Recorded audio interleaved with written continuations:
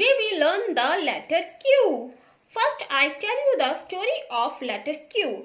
A boy and his family are in the park. They give some bread to the ducks and squirrels. The squirrels scamper over quickly. They squirrel and squeak at each other. The duck rush to the side of the pond, quacking loudly. The boy laughs and pretends to be a duck too, saying quack, quack, quack. What is the action of letter Q? Make a duck's beak with your hands and open and close it, saying quack, quack, quack. What is the flashcard of letter Q? This is mama letter Q and this is baby letter Q. Mama letter don't have sound. Baby letter Q has a sound. How to write letter Q?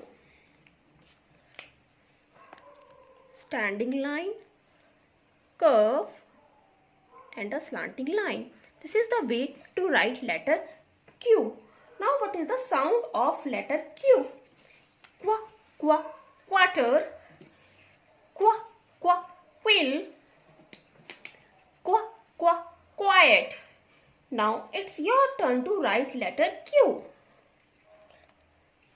Standing line, curve and a slanting line. Now, what is the song of letter Q? The duck in the